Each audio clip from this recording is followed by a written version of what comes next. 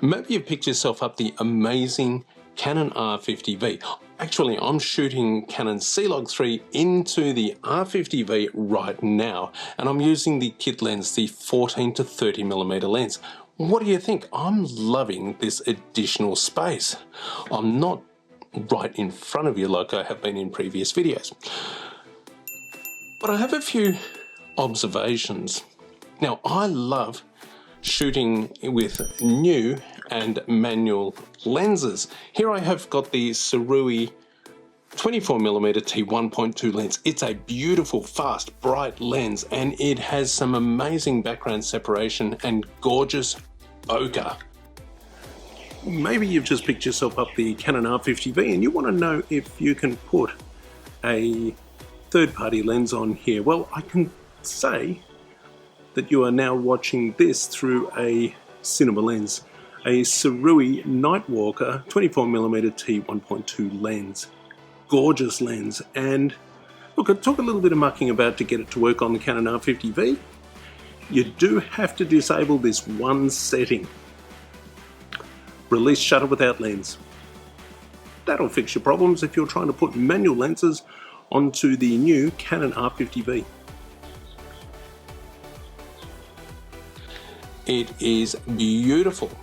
But in order to use this lens, because there is no electronics in here, you do need to change a setting, and that setting is release shutter without lens. And then that way you can use your manual lenses on your cameras.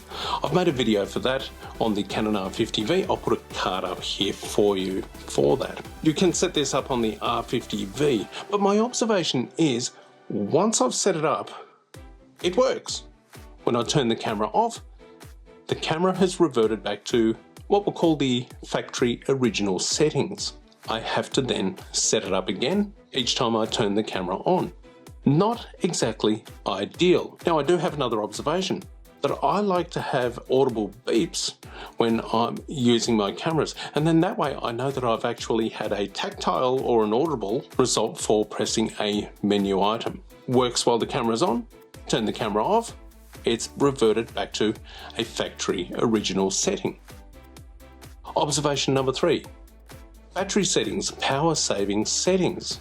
I do this to prevent the screen turning off and also the camera turning off after a short period of time. It works once the camera's on. Turn it off and this reverts back to what we'll call the factory settings. Not exactly ideal.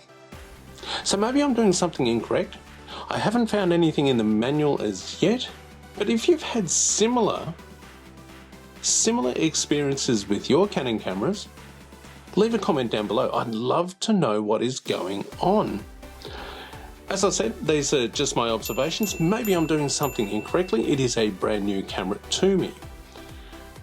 But it is very frustrating when you think you're doing something correctly and the camera says, no, I'm going to do things my way. Maybe it's something that'll be fixed in a firmware update later on down the track. I'm not sure. Just my observations of using the Canon R50V. It's a fun camera to use and I'm loving what I'm getting out of it so far. And what do you think of this one?